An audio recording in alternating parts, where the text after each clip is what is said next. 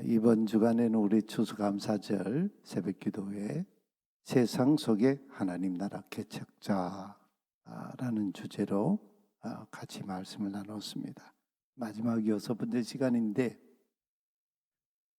아시는 대로 추수감사절 우리 지키는 기간에 지금 이스라엘 땅 가자 지구와 또 이스라엘이 지금 하마스와 전쟁을 지금 하고 있죠. 이스라엘에서는 초막절, 즉 추수감사절, 초막절이 끝나고 그 끝난 다음이 바로 안식일이었어요. 안식일 저녁에 음악회가 있었고 막 거기 참여한 사람들 그런 일이 있고 새벽에 그냥 엄청난 그런 이 포탄을 퍼부으면서 전쟁이 발발이 됐죠. 우리나라 6.25 한국 전쟁도 주일날 아침에 전쟁이 일어났습니다. 주일날에 일어났습니다. 아마 모르긴 하지만 예수님이 언제 오실 것 같아요. 주일 부활하셨는데 언제 구원의 완성을 이루시기 위해 오셨을 것 같아요. 주일날 오실 가능성이 없다고 말할 수가 없겠죠. 그때 우리는 어느 자리, 어떤 상황, 어떤 사람으로 서 있는가 굉장히 중요한 과제입니다. 이 추수감사절 이번 이 전쟁 사건은 우리에게 시사하는 바가 참 큽니다. 이스라엘은 아시는 대로 양병문 선교사님 어제도 제가 상황이 어떤지 통화를 했는데요. 아시는 대로 이 여자들도 군대 갑니다. 이 예비군이 지금 동원이 다 됐다고 해요. 동원 명령이 이미 떨어져 있고 이미 전장에 나간 사람도 있고 여성들도 예비군 하죠.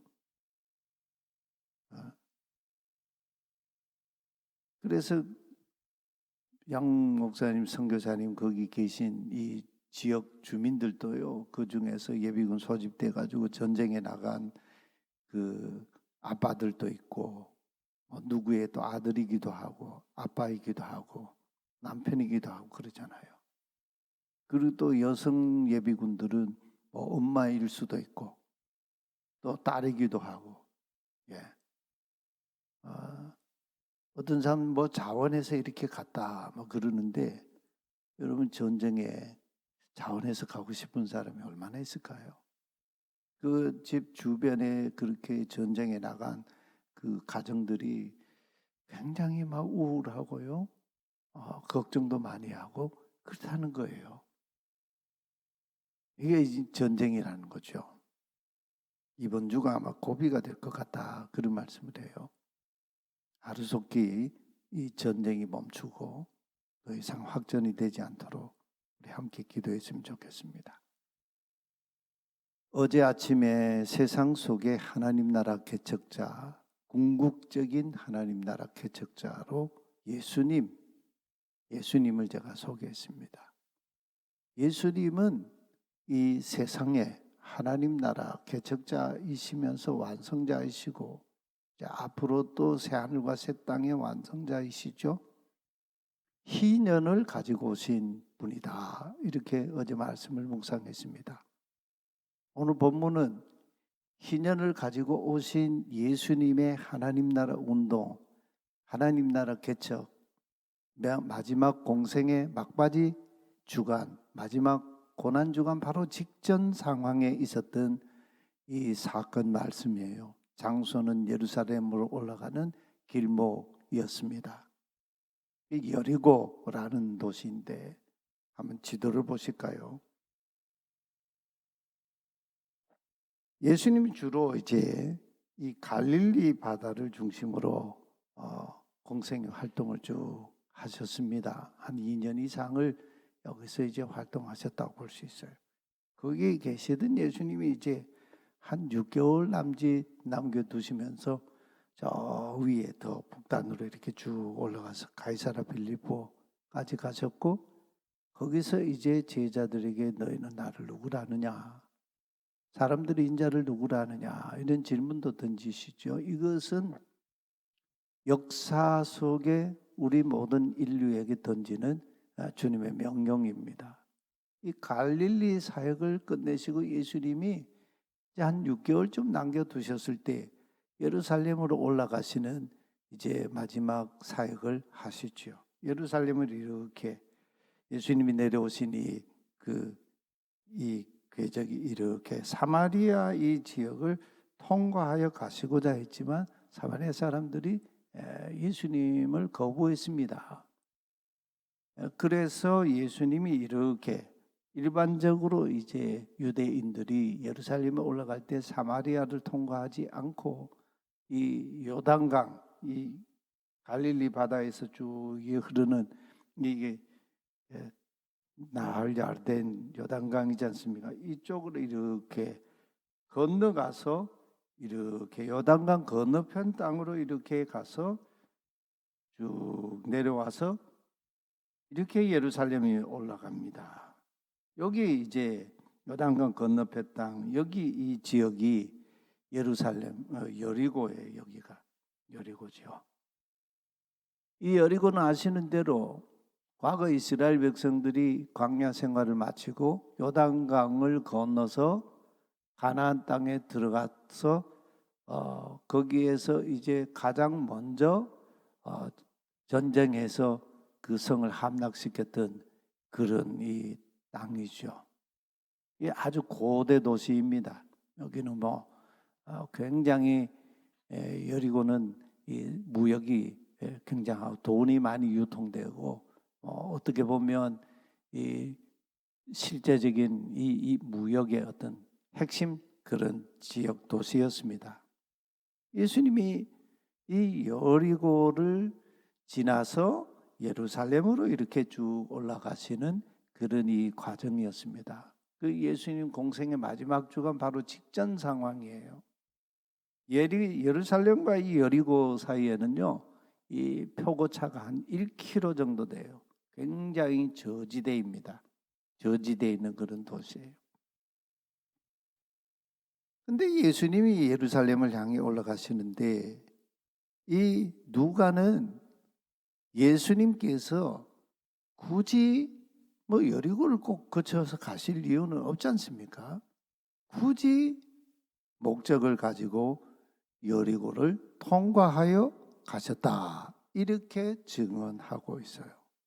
우리 성경의 번역에는 그런 것들이 밋밋하게 그냥 숨어 있는데 원어 성경을 읽으면 예수님이 목적을 가지고 일부러 여리고를 통과하여 가셨다. 여리고에 예수님이 만나고자 하는 한 인물 주인공이 있었기 때문이에요. 그는 예수님이 어떠한 사람인가 하여 언젠가부터는 모르지만 아마 제 생각인데 3년 내내 예수님 소문을 얼마나 많이 들었겠어요. 그래서 예수님을 기다리고 있었던 사람이었을 거다. 그런 생각을 해봅니다. 마침 예수님께서 여리고를 통과하여 가신다 하는 이 소식, 정보를 얻었습니다. 그러나 막상 소식을 들었지만 상황이 여의치가 못했죠. 삭개오가 예수님을 보는 일은 그림의 떡이었습니다. 오늘 우리 누가도 증언하고 있지만 키가 작았다. 키가 작았기 때문이다. 굉장히 아마 미크로스라고 하는 단어를 쓰는데 이거는 굉장히 작다. 그런 이 단어죠. 또 하나는 예수님을 따르는 이 사람이 너무 많아서 무리들 속에 이렇게 막 에워싸이는 예수님을 제대로 볼 수가 없는 그런 상황이었어요. 그래서 이 여리고 이 삭개오가 예수님이 길 가시는 이거 복음서를 우리가 보면 예수님은 항상 길 가시는 분으로 등장하잖아요. 길. 지금 어느 길로 가고 계세요? 예루살렘의 십자가의 죽음의 길을 가시는 예수님. 근데 여리고로 가시는 그 길. 그 예수님이 가시는 그 길 앞으로 아직 예수님이 안 가셨는데 앞으로 쭉 달려가서 보기 위해서 돌 무화과 나무에 올라갔다 합니다. 누가는 예수께서 그때 삭개오가 기다리고 있는 그 지점을 일부러 의도적으로 지나가고 계셨다, 이렇게 증언하고 있어요. 예수님이 삭개오라고 하는 인물이 기다리고 있는 그 길을 일부러 지나가고 계셨다. 뭐 요즘식으로 표현하면 예수님께서 하나님 나라 개척자로서 공식적인 일정으로 여리고의 그 길, 즉 삭개오가 돌 무화과 나무에 올라가서 예수님을 궁금해하며 바라보고 있는 그 길을 지나가고 계셨다. 공식적으로요. 그냥 어쩌다 길 가시는 게 아니에요. 일부러 지나가셨다는 거예요. 근데 이 삭개오라고 하는 이 이름 자체가 굉장히 그 좋은 이름 아닙니까? 의로운, 순수한 그런 의미잖아요. 이 삭개오는 근데 이 여리고의 세리장이었습니다. 여리고의 세리장 같으면 뭐 요즘으로 말하면 뭐 경제 이 수도 경제 도시의 그 뭐 세리장이다, 이렇게 말해도 괜찮은 그런 도시죠. 무역이 활발하고 여리고는 특히 향료가 많이 나고요. 그렇디다 이스라엘 가 보니까 여리고는 과일이 많은데 그 말을 어떻게 표현하냐면 없는 과일 빼고는, 여러분들이 아는 과일 중에 없는 과일 빼고는 다 있다. 그게 여리고예요. 굉장히 풍요로운 도시입니다. 근데 거기에 세리장이었습니다. 유대인들은 이 세리를 아주 능멸하죠. 멸시합니다. 이유는 자기를 압제하는 로마 제국을 위해서 일하는 사람, 그런 이유 때문이었습니다.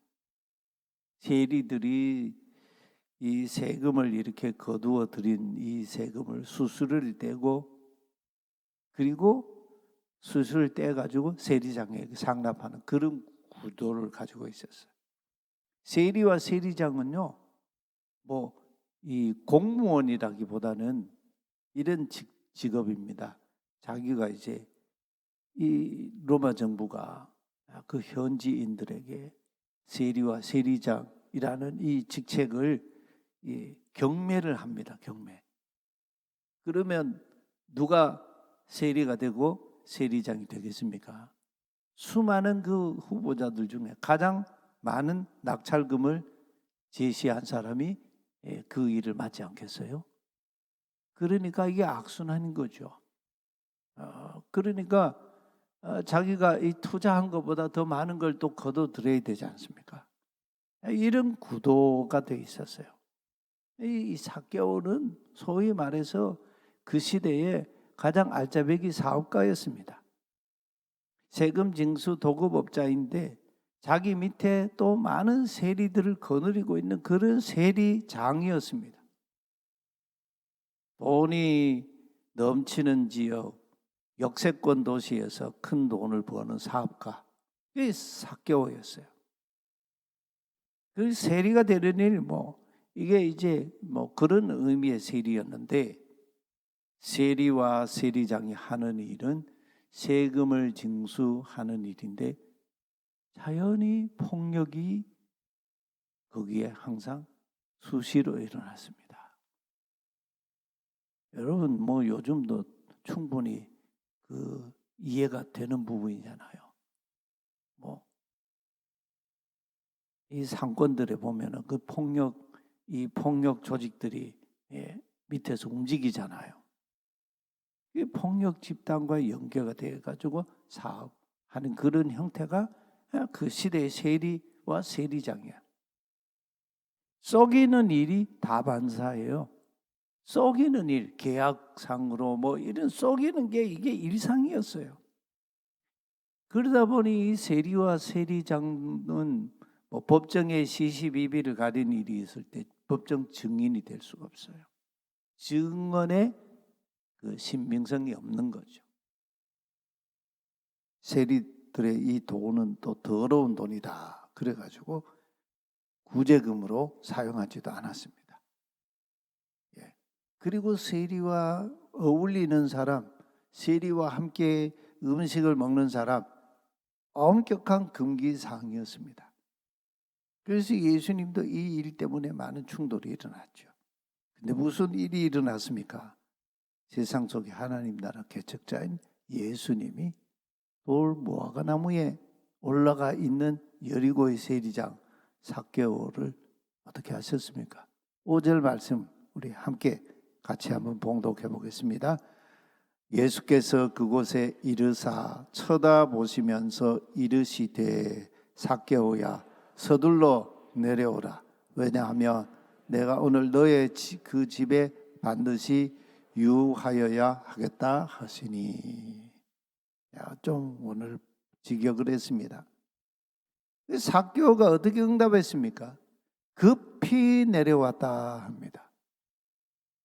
내려와서는 막 너무너무 즐거워가지고 자기 온 마음이 담긴 그런 마음으로 예수님을 영접했다.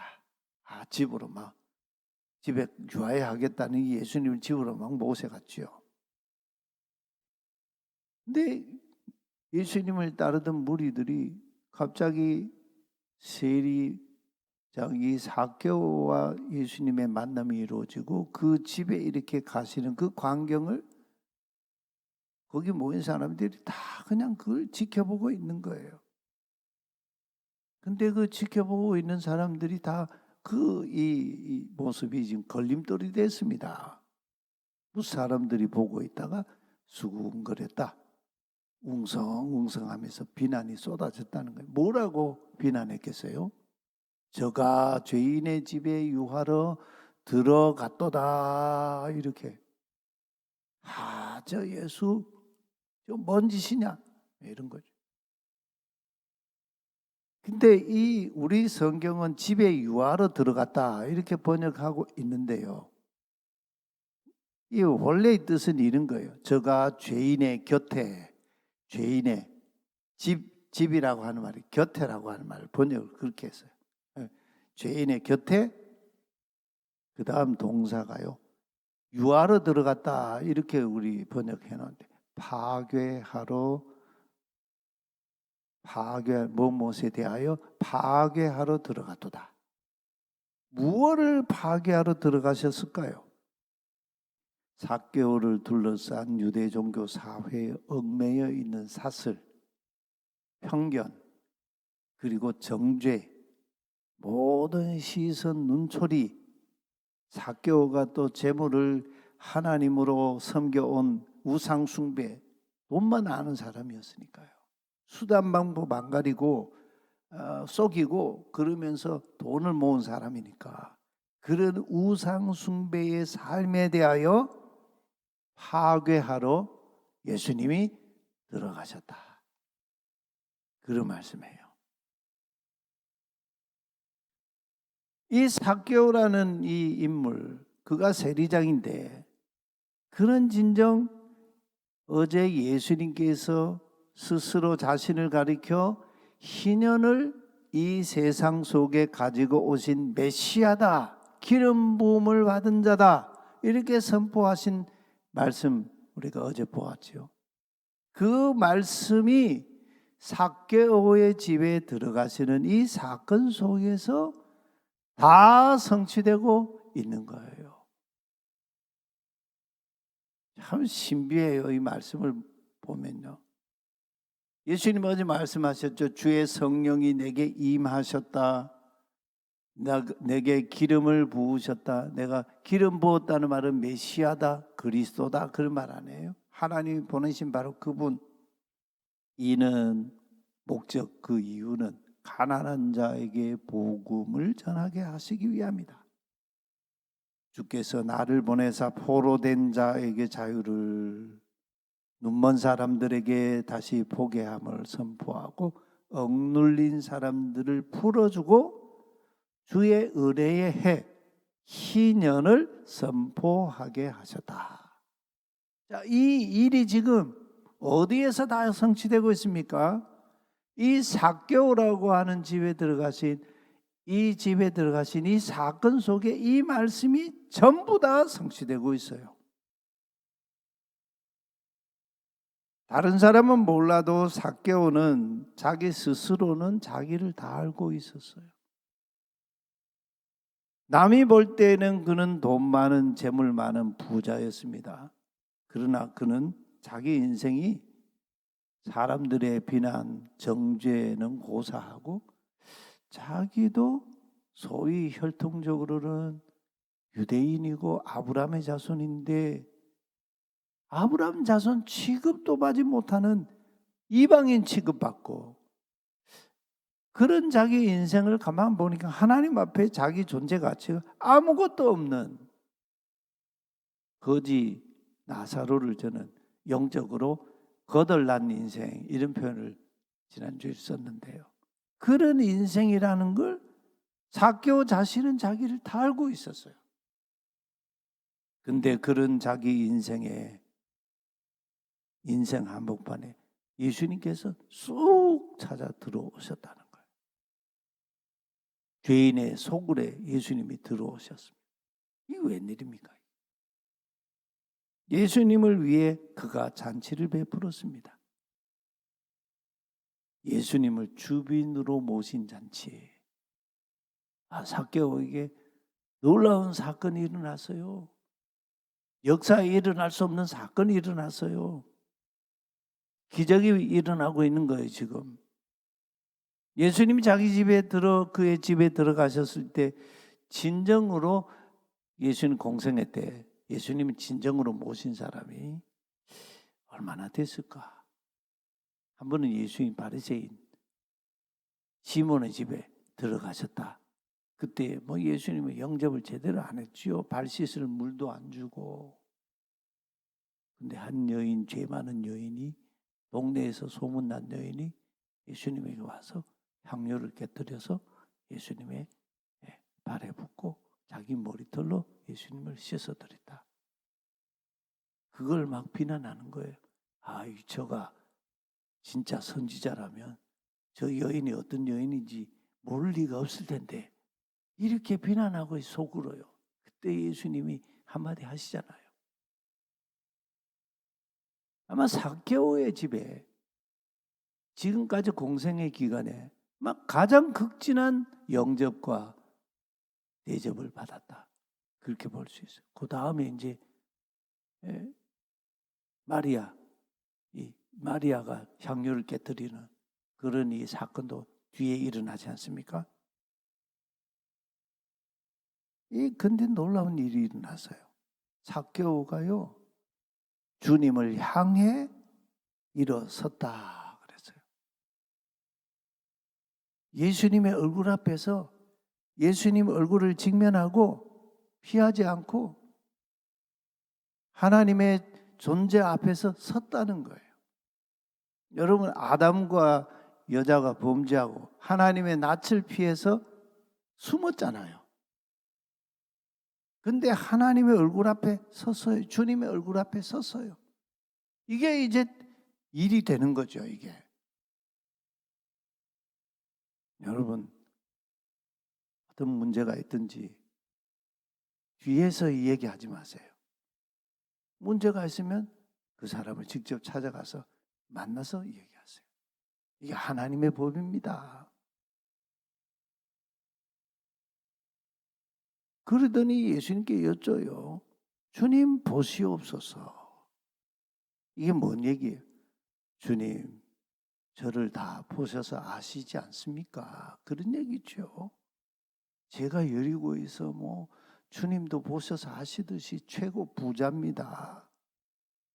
그런데 제가 가진 그 부의 절반을 가난한 사람들에게 넘겨주겠습니다. 그리고 제 남은 절반의 소유로 만일 누구의 것을 속여서 거짓 고소하고 거짓으로 사기쳐서 돈을 갈취한 것이 있으면 그 갈취한 것의 4배를 되돌려 주겠습니다. 근데 이 동사를 가만 보니까요, 전부 다 현재형이에요.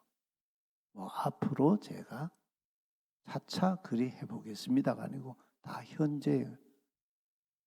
현재형은 가까운 미래를 포함하고 있잖아요. 곧 즉시 그렇게 하겠습니다. 그때 예수님의 입에서 삭개오를 향하여, 조금 전에는 삭개오가 예수님을 향하여 이렇게 그 말씀을 드리는데, 이번에는 예수님이 삭개오를 향하여 선포하셨어요. 오늘 구원이 이 집에, 이 삭개오가 예수님 만나기 전에 삭개오와 같은 뜻으로 같이 일했던 사람들, 뭐 식솔들도 있고 그가 고용한 부하 세리 직원들도 있고 그러지 않겠어요? 그게 이제 어떤 의미에서 큰 집이에요. 이 집에 구원이 이르렀도다. 여기 구원이 일어났다. 이렇게 예수님이 선언하셨어요. 하나님이 창세기 3장 이후에 범죄한 인간들 역사 속에 일어난 이 인간들의 죽음, 죄로 인한 죽음, 그러니 인간을 살리시는 하나님의 그 구원 사건의 그 과정, 모든 것에 궁극적인 그 일이 예수님 통해서 일어나지 않습니까? 근데 예수님이요, 그 하나님의 구원 사건, 하나님의 그 이 인간을 구원하시려는 그 하나님의 경륜, 그게 지금 여기서 다 일어났다. 이렇게 말씀하세요. 그러면서 이 사람도 아브라함의 자손이미로다. 아예 그냥 선언을 하세요. 우리는 예수님을 영접한 이 삭개오에게서 그 자신과 그의 집에 일어난 무슨 일이 일어난 걸 우리가 봅니까? 이 삭개오는 예수님이 이 땅에 세상에 가지고 오신 희년, 하나님의 통치, 하나님의 나라를 그대로 받아들인 사람이에요. 근데 이 삭개오 사건이 19장에 나오는데 누가복음 18장 앞장에 보면요, 또 부자 한 사람이 또 나와요. 근데 이 사람도 이름이 없어요. 삭개오는 이름이 있는데 이 부자는 이름이 없어요. 근데 부자이고 관원이고 굉장히 지위가 높은 그런 이 사람이고, 그리고 젊었다, 청년이었다. 근데 이 부자가 막 예수님께 달려와가지고, 선생님, 제가 무엇 해야 영생을 얻겠습니까? 뭐 예수님이 나중에, 그렇죠, 이 사람은 부라고 하는 걸 굉장히 인생의 중심에 모시고 있던 그런 사람이었어요. 너 가지고 있는 그거 다 팔아가지고 가난한 자들에게 나눠주고, 그리고 나서 내게 와서 내 뒤를 따르라. 이러니까 이 사람이 부자, 재물이 많은 걸 심히 근심하며 떠나갔다. 이 사람의 얘기는 오늘 우리가 예수님, 이 희년을 가지고 오신 예수님, 이 관점에서 보면 희년을 거부한 사람이에요. 그래서 예수님이 그에게 말씀할, 그가 떠난 뒤에 제자들이 말씀하시죠. 부자가 천국에 들어가는 것이 낙타가 바늘귀로 들어가서 나가는 것보다 더 어렵다. 이런 말씀을 하시죠. 그러면 삭개오처럼 다 그렇게 하라는 말씀인가? 또 뒤로 가면요, 무슨 말씀이, 동전 2렙돈을 하나님께 헌금한 가난한 과부 얘기가 또 나와요. 예수님은요, 그 여인이 바친 이 동전 2렙돈을 그때 부자들이 헌금을 많이 했지 않겠어요? 모든 사람보다 더 많이 헌금했다. 이 지금 하나님과 우리 사이에 이 인생의 본질의 이 문제를 지금 주님이 말씀하고 있는 거예요. 우리 첫 시간에 하나님 나라 개척자 얘기할 때 근원, 뿌리에서 하나님 만나자. 하나님께 감사하자 그런 말씀을 드렸잖아요. 우리가 추수감사절 주일인데 우리의 감사가 수확을 많이 하고 월급을 많이 받아서 그런 감사, 그 문제의 얘기가 아니다는 걸. 그 모든 것 중심에 하나님과 나 사이 관계 문제, 그리고 사교를 통해서 보여주죠. 더불어 사는 이웃과의 관계 문제, 이런 문제들, 그 뿌리 속에서 감사가 있는 겁니다. 가난한 자의 희년의 대표, 그 과부 두 랩돈 한 거, 주님은 크게 보셨어요. 우리 모두가 희년 예수님을 영접하는 감사절이 됐으면 좋겠습니다.